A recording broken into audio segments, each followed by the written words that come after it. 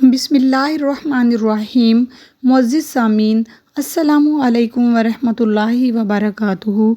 Islamic info academy کے معزز سامعین، مسلسل 40 دن تک آتش کدہ نمرود میں رہنے کے بعد جب حضرت ابراہیم علیہ السلام اس آتش کدہ سے باہر آئے اور ملک شام کی طرف چل دیے اور وہاں جا کر ایک شہر جو خزائن الوجہ کہلاتا ہے وہاں مقیم ہو گئے، آپ نے وہاں پہ قیام کے دوران شہر پہنچنے کے بعد کیا دیکھتے ہیں کہ 1000 آدمی نفیس لباس پہن کر ایک عظیم الشان میدان کی طرف چلے جا رہے ہیں۔ حضرت ابراہیم علیہ السلام نے یہ حال دیکھ کر وہاں کے لوگوں سے دریافت کیا کہ کیا تم لوگ سب کے سب نفیس لباس پہن کر کہاں جاتے ہو؟ انہوں نے کہا کہ یہاں ایک بادشاہ کی شہزادی ہے اور وہ صاحب جمال ہے، اور یہ خیال کیا جاتا ہے کہ اس جیسا آج سارے عالم میں کوئی بھی نہیں ہے، اور ہر ملک کے بادشاہ اور شہزادے سب اس کی خدمت گاری کرتے ہیں، اور وہ شہزادی کسی کو بھی قبول نہیں کرتی، اور وہ یہ کہتی ہے کہ میں اپنی پسند سے شادی کروں گی۔ آج تقریباً 7 دن ہو رہے ہیں، لوگ برابر وہاں جاتے ہیں، اور ان کا طریقہ عمل یہ ہے کہ جب سب لوگ جمع ہو جاتے ہیں تو وہ شہزادی خود نکل کر دیکھتی ہے، لیکن پسند کسی کو بھی نہیں کرتی۔ جب یہ بات حضرت ابراہیم علیہ السلام نے سنی تو انہی لوگوں کے ساتھ ہو لیے اور اسی میدان کے ایک گوشے میں جا بیٹھے۔ جب دوپہر ہو گئی اور تمام لوگ حاضر ہو گئے تو وہ شہزادی اپنے ساتھ 70 نوکرانیاں لے کر اور تاجیں زریں سر پر رکھ کر، چہرے پر نقاب ڈال کر اور ایک زری جواہرات سے جڑا ہوا ہاتھ میں لے کر میدان میں جا کر ایک سرے سے سب کو دیکھنے لگی۔ جب حضرت ابراہیم علیہ السلام کے پاس پہنچی، دیکھا کہ ایک نور ان کی پیشانی پر چمکتا ہے، اور وہ نور حضرت محمد مصطفیٰ صلی اللہ علیہ وآلہ وسلم کا تھا۔ وہ شہزادی اس نور کو دیکھ کر اور اس کے حسن و جمال پر عاشق ہو گئی، اور تہرنج زری کو حضرت ابراہیم علیہ السلام کی گود میں ڈال دیا اور خود تخت پر جا بیٹھی۔ اس کے بعد بادشاہ وقت کے لوگ حضرت ابراہیم علیہ السلام کو بادشاہ کے پاس لے گئے۔ در حقیقت وہ نور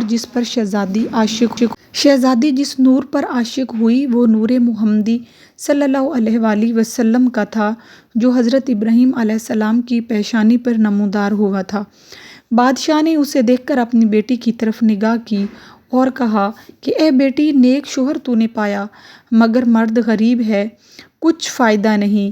سب امیروں نے مل کر حضرت ابراہیم علیہ السلام سے اس کی شادی کر دی اور تمام رسومات بادشاہانہ ادا کیں، اور سارے شہر میں خوشی اور خرمی ہوئی۔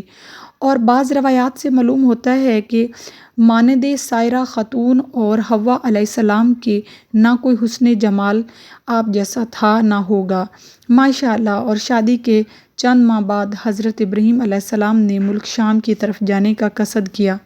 سائرہ خاتون نے کہا کہ میں بھی تمہارے ساتھ چلوں گی، اور بغیر تمہارے میری زندگی محال ہے، لہٰذا مجھ کو بھی اپنے ہمراہ لے چلو۔ حضرت ابراہیم علیہ السلام نے فرمایا کہ تمہارا باپ تمہیں نہیں چھوڑے گا۔ سائرہ خاتون بولی کہ میرے باپ کی قدر تمہارے وجود کے سامنے میرے نزدیک کچھ بھی نہیں ہے، اگر چھوڑے گا تو چھوڑ دے، اس کے علاوہ میں تمہارے ساتھ ضرور چلوں گی، کیونکہ تمہارے بغیر زندگی محال ہے۔ اور پھر حضرت سائرہ خاتون نے اپنے باپ سے رخصت مانگی اور اس نے بھی اجازت دے دی۔ تب حضرت ابراہیم علیہ السلام سائرہ خاتون کو لے کر شہر سے نکلے، اور اللہ تعالیٰ کا حکم بھی یہی تھا۔ راستے میں کچھ لوگوں نے کہا کہ اے ابراہیم علیہ السلام، مصر کا بادشاہ بڑا ظالم ہے اور عورتوں کی خواہش بہت رکھتا ہے، اور بالخصوص عروس نو کا بہت زیادہ شوقین ہے، اور بہت جلد اس کی طرف مائل ہو جاتا ہے، اور اس کے راستے پر 10 آدمی متعین رہتے ہیں۔ جو کوئی مال و اسباب مصر سے لے جاتا ہے تو اس کو پکڑ کر اس سے ان کا مال چھین لیتا ہے، اور اگر کوئی سوداگر اپنی عورت کو ساتھ لے جاتا ہے تو وہ اس کی عورت کو بھی اس سے چھین لیتا ہے۔ یہ سن کر حضرت ابراہیم علیہ السلام اندیشہ کرنے لگے، کیونکہ حضرت ابراہیم علیہ السلام اللہ تعالیٰ کے بزرگ تھے، اور سائرہ خاتون کے برابر حسینہ سارے جہان میں کوئی عورت نہ تھی۔ بالآخر حضرت ابراہیم علیہ السلام ایک صندوق بنا کر سائرہ خاتون کو اس میں چھپا کر تالا لگا دیا اور صندوق کو اونٹ پر کسوا دیا۔ جب شہر میں جا پہنچے تو محصول والے آ کر صندوق کھولنے لگے تاکہ اس کی جنس کو دیکھ کر اس کے مطابق اس کا محاصل لیں۔ اس پر حضرت ابراہیم علیہ السلام نے کہا کہ صندوق مت کھولو، اس کا جو بھی محصول ہوگا میں دے دوں گا۔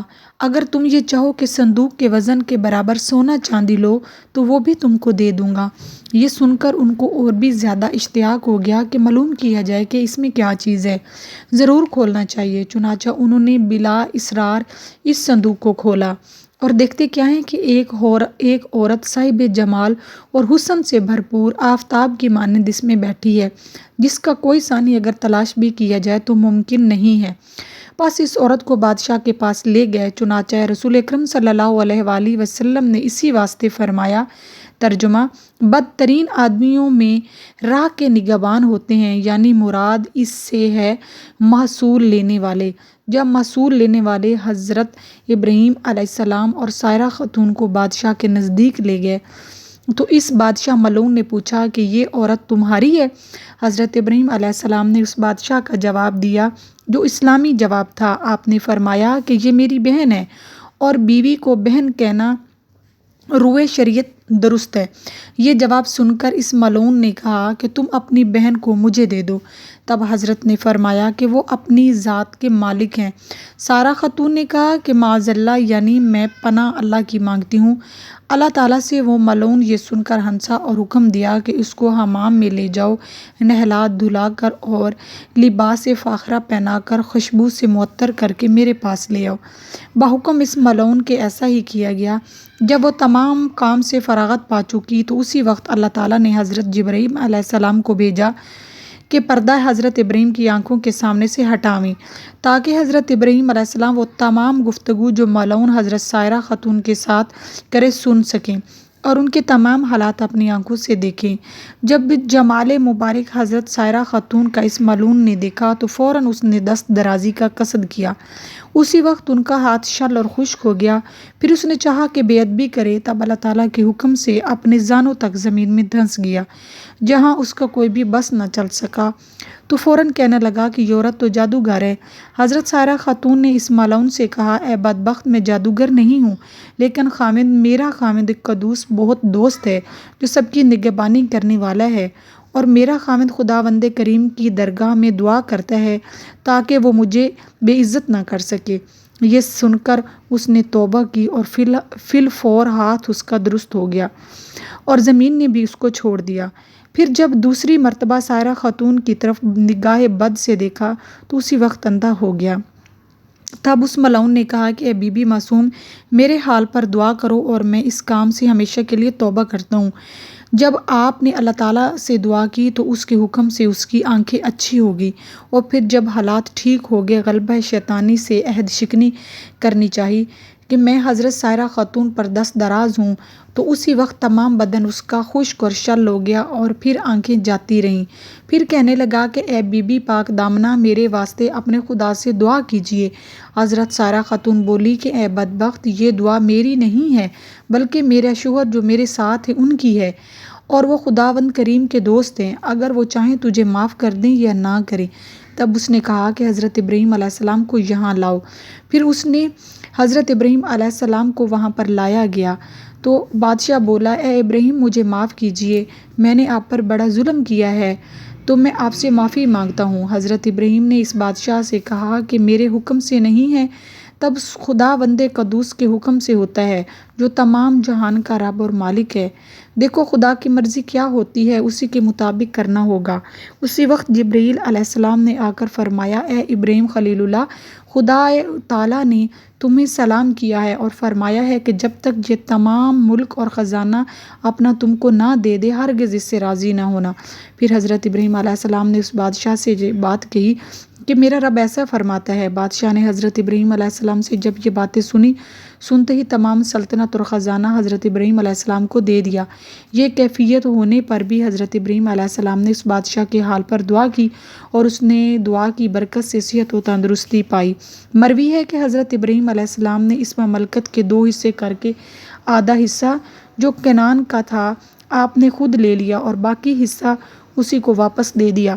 بادشاہ نے ایک صاحبزادی دوشیزہ نیک خوبصورت صاحب جمال لا کر حضرت سائرہ خاتون سے کہا کہ اے نیک بی بی، میں نے تمہاری بے حرمتی کی کوشش کی اور میں نے تم کو دیکھ کر اندیشہ بد کیا، بس تمہارے عفو و معاف کے شکرانے میں یہ بی بی ہاجرہ کو تمہیں دیتا ہوں، جو گناہ اور تقصیر مجھ سے معاف کیجیے۔ پس حضرت ابراہیم سائرہ خاتون اور بی بی ہاجرہ کو لے کر کنعان کو چلے گئے۔ راستے میں حضرت سائرہ خاتون اپنا حال جو بادشاہ کے یہاں گزارا تھا بیان کرنے لگی۔ حضرت ابراہیم نے فرمایا، اے سائرہ خاتون، تم خاطر جمع رکھو، کچھ پریشانی مت کرو، اللہ تعالیٰ نے اپنے فضل و کرم سے اپنی آنکھوں کے سامنے سے بے پردہ عیب اٹھا دیا، اور جو باتیں تجھ پر گزرتی تھیں مجھ پر سب ظاہر ہو جاتی تھیں، اور جو تم کرتی یا کہتی تھی سو میں دیکھتا اور برابر سنتا تھا۔ اس کے بعد سائرہ خاتون نے بی بی ہاجرہ کو حضرت ابراہیم کی خدمت میں دے دیا۔